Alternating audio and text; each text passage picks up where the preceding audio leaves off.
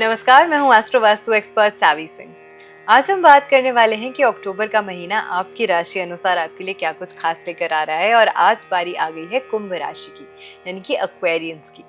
तो एक्वेरियंस के लिए, कुंभ राशि वालों के लिए अक्टूबर का महीना राशि अनुसार ये जो प्लैनेट के ट्रांजिट्स हो रहे हैं, जो गोचर हो रहे हैं, वो कैसे आपके लिए खास है, सितंबर के महीने से कैसे अलग है। इस महीने के दौरान आपके रिलेशनशिप्स, आपके संबंधों में, आपके व्यवसाय में, आपके नौकरी पेशे में, आपके पारिवारिक संबंधों में किस तरीके के बदलाव आपको देखने को मिल सकते हैं, उन सभी की हम बात करेंगे।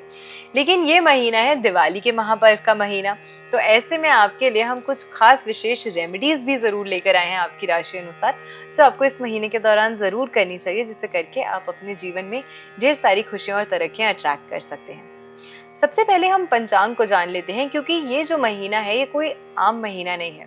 इस महीने की शुरुआत 1 तारीख की अगर हम बात करते हैं तो रामनवमी के पर्व से हो रही है, और महीने का समापन हो रहा है 31 अक्टूबर को आंवला नवमी के साथ।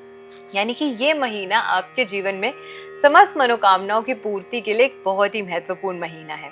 कई सारे पर्व, कई सारे त्योहार, करवा चौथ, धनतेरस, दिवाली और अन्य ऐसे कई सारे त्योहार जो हैं, जिसका पूरे साल सभी लोग जो हैं वो बहुत ही ज़्यादा उत्सुकता से इंतज़ार करते हैं, वो सभी पर्व जो हैं वो इस महीने सेलिब्रेट होने वाले हैं।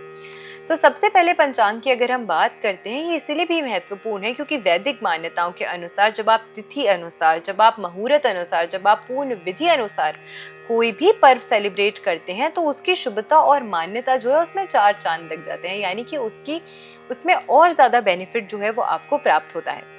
तो सबसे पहले 1 अक्टूबर को मनाया जाने वाला है रामनवमी का पर्व। 2 अक्टूबर को विजयदशमी, जिसे हम दशहरा के नाम से भी जानते हैं, दशहरा का पर्व मनाया जाएगा। और 8 अक्टूबर से शुरू हो जाएगा कार्तिक मास, यानी कि कार्तिक का महीना, जो कि 5 नवंबर तक रहने वाला है।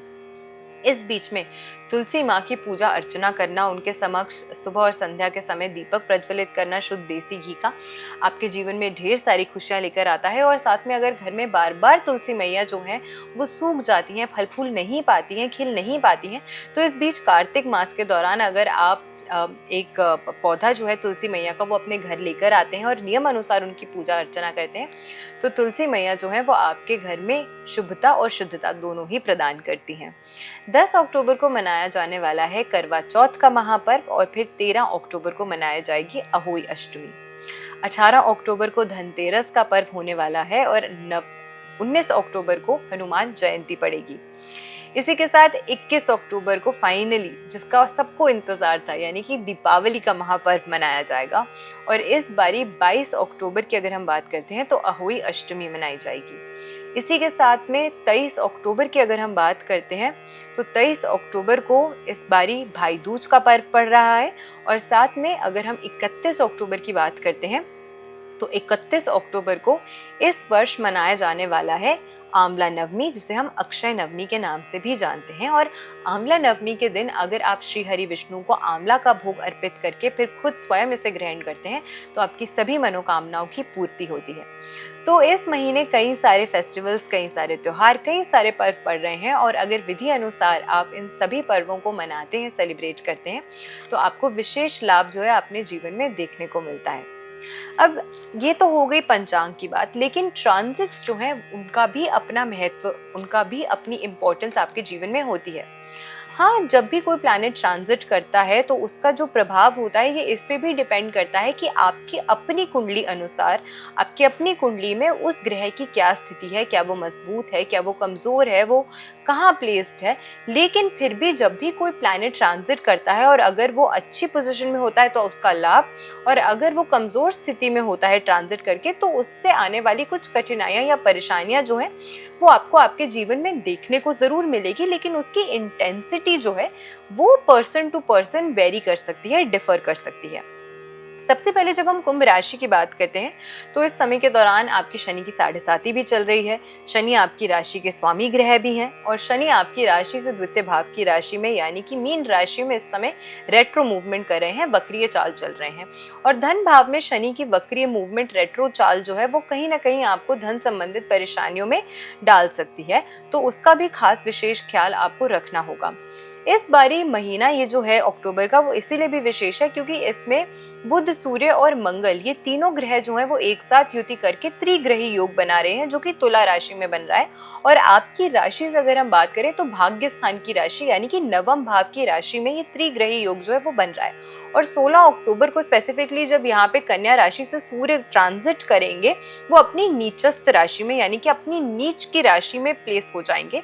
तो नीच की राशि में भी यहाँ पे जब सूर्य प्लेस होंगे तो उसमें कहीं ना कहीं आपको अपने जीवन में थोड़ा सा कार्य की पूर्ति होने में कुछ डिलेस का सामना आपको करना पड़ सकता है।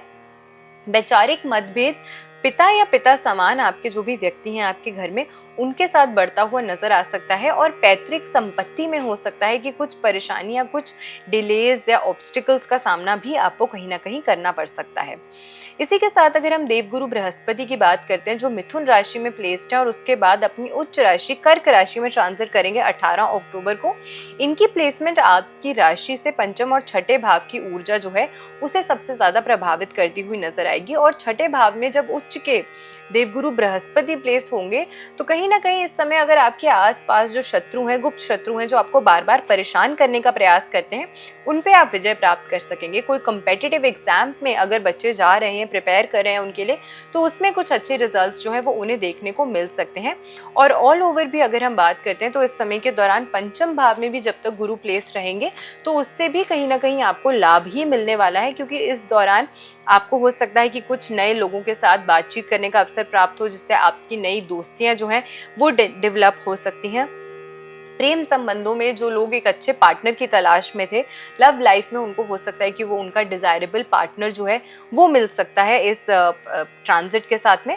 और शुक्र की अगर हम बात करते हैं तो शुक्र भी सप्तम और अष्टम भाव की राशियों को प्रभावित करता हुआ नजर आ रहा है। तो सप्तम भाव में भी शुक्र की प्लेसमेंट जो है वो कहीं ना कहीं जो पुरुष हैं जिनकी अभी तक शादी नहीं हुई है लेकिन विवाह योग्य है, शादी करना चाहते हैं, तो उनके लिए हो सकता है कि उनको कोई अच्छा कंपैटिबल सूटेबल पार्टनर जो है अपने लिए वो मिल सके। तो लड़कों के लिए प्रबल योग जो है वो बन सकते हैं विवाह के लिए इस समय के दौरान। शनि की सेकंड हाउस में वक्रीय मूवमेंट जो है वो कहीं ना कहीं थोड़ी सी आपके जीवन में डिलेस या परेशानियां बढ़ा सकती है। और जो लोग इस समय के दौरान विवाहित हैं ऑलरेडी, केतु की सप्तम भाव में प्लेसमेंट आप दोनों के बीच में थोड़ी सी शक की जो एक भावना है वो उत्पन्न कर सकती है। तो उसको कम्युनिकेट करके इस भावना को आपको रिजॉल्व करने का प्रयास जो है वो जरूर करना चाहिए।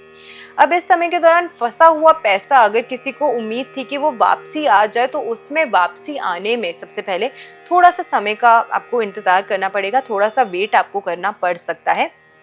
इस महीने आपने अपने लिए जो भी लक्ष्य, आपने अपने लिए जो भी गोल्स सेट करे हैं उनसे आपको भटकना नहीं है, आपको उनके ऊपर अपना जो ध्यान है वो पूरा केंद्रित करके रखना है। ये बहुत ज़्यादा इम्पोर्टेंट होने वाला है। वैवाहिक संबंधों में जिनकी शादी ऑलरेडी हो चुकी है उनको कहीं ना कहीं शक के चलते थोड़ी सी खटास जो है वो आपके संबंधों में आ सकती है। तो कम्युनिकेट करके एक दूसरे की बात को समझकर आपको कोई भी निर्णय लेने का प्रयास इस समय के दौरान करना चाहिए। जल्दबाजी में कोई भी निर्णय लेने से आपको इस महीने के दौरान बचना चाहिए। दोस्ती और प्रेम संबंधों में आपको कुछ अच्छे चेंजेस जो है, आपकी संबंध जो है वो बेहतर होते हुए भी इस महीने के दौरान नजर आ सकते हैं। तो ऑल ओवर ये महीना जो है वो आपके लिए कुछ बदलाव और कुछ अच्छे चेंजेस जो है लेकर आ रहा है। तो बदलाव कुछ पॉजिटिव और नेगेटिव दोनों नजर आते हैं, लेकिन इन एनर्जीज को बैलेंस करना भी आपके लिए जरूरी है। और इसे बैलेंस करने के लिए और ऑल ओवर अपने जीवन में प्रॉस्पेरिटी आकर्षित करने के लिए धनतेरस और दिवाली का समय सबसे ज्यादा महत्वपूर्ण होता है। तो धनतेरस के दिन आपको ये उपाय जरूर करना है जो मैं आपको अभी बताऊंगी। संध्या के समय आपको ये उपाय करना है और विधि अनुसार ही ये उपाय जो है वो आपको करना है ताकि आपको पूर्ण लाभ जो है वो प्राप्त हो सके। आपको एक पीले रंग का कपड़ा लेना है और उसमें आपको गोमती चक्र, पीली कौड़ियां और साथ में कमल गट्टी के बीज जो हैं वो डालने हैं।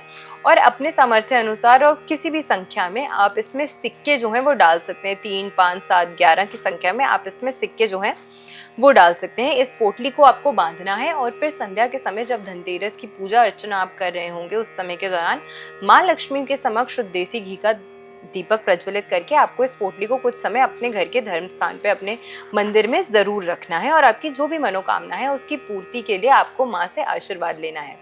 उसके बाद उसके पश्चात धनतेरस के दिन जब आप संध्या के समय पूजा कर लेते हैं उसके बाद आपको इस पोटली को अपने घर की वेस्ट पश्चिम की दिशा में प्लेस कर देना है।